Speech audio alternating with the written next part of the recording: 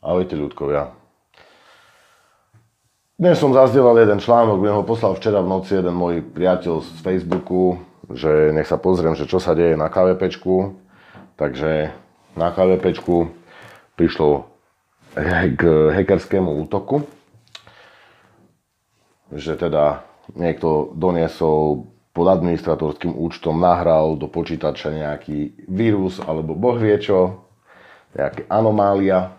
Dobre, niekto chce evidentne starostovi zle a nechce, aby boli na úrade jeho faktúry, ktoré sú čisté, všetky zmluvy čisté, určite. Trošku som zostal prekvapený.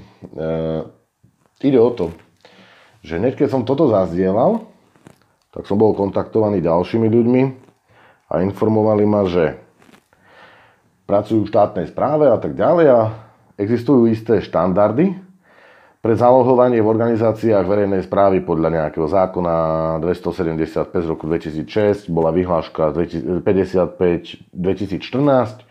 Tu je popísané, ako často treba zálohovať, aké konkrétne citlivé dáta. A treba ešte si povedať aj o... To je GDPR 2018 z roku 2018. Hej. Čiže... o ochrane osobných údajov a o zmene a doplnení niektorých zákonov. Čiže už vás nebudem dlho otravovať s týmto displejom. Takže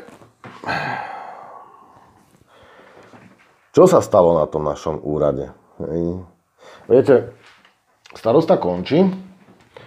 Aj minule už sme videli, jak jedna, myslím, že to bola zástupkyňa starostky, že pálila zmluvy a takto.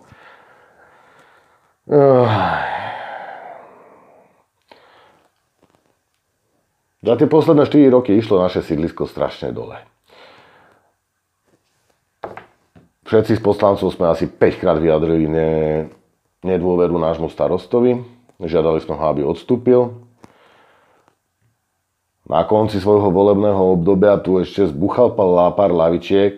To ešte vám potom sa chcem prejsť po tých lavičkách tu na KVPčku, že kde sú.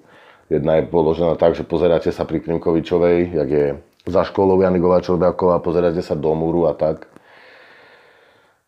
A za posledné dni celkovo v Košiciach došlo za 5 dní k 7 haváriám, jak to povedať, niekto zrazil niekoho. Človeka, chodcu.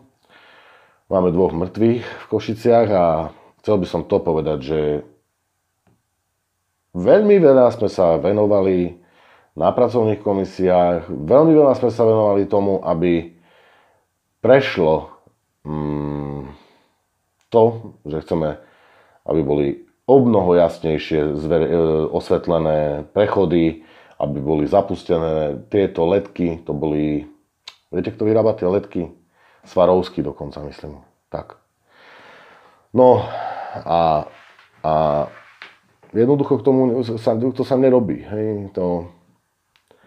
Veľmi ma to všetko mrzí, čo sa tu deje. Že politici a náš starosta sa správa tak, jak sa správa. Nepodporuje veci, ktoré dávajú logiku. A na konci jeho volebného obdobia určite niekto mu napadne server. Ale treba si naozaj povedať to, že sú určité zákony, ktoré jednoducho starosta nejakým spôsobom nedodržiava. A takto by sme vo verejnosti mohli diskutovať s vami, KVPčkári, preto aj vám sem dávam to video, že ako postupovať ďalej. Bol by som veľmi rád, keby napríklad ku téme práve poulične v osvetlení, samozrejme kandelábre a takéto veci má na starosti momentálne dopravný podnik. Ale akým veciam, aby sa vysvetlil aj nový starosta Laco Lorinc. A bol by som rád, keby, lebo to ma naozaj trápi, tak ako, jak to funguje, keby mohol nám vysvetliť, ako sa zachová ku tej veľkej poistke. Či bude ešte tá poistka, alebo či ju považuje za nejakú nesprávnu, alebo ako to, čo bude. Toto by ma fakt zaujímalo, čo bude s tou poistkou.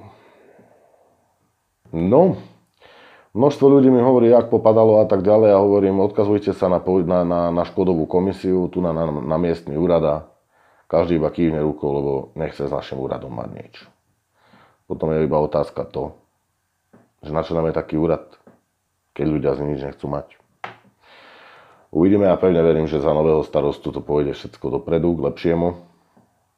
Má 8 poslancov z 13, takže brániť zmenám, brániť uzneseniam a by nikto podľa všetkého nemal. Tak fakt sa už veľmi teším, že ten Halenár ide preč. A keď je pravda, tu ľudia hovoria, že si kúpil byt na Václaváku, keď je to pravda, tak nech sa radšej ten Halenár aj odsťahuje preč. A tu budeme mať iba takú jazvu na srdci. Dobre ľudia, majte sa pekne.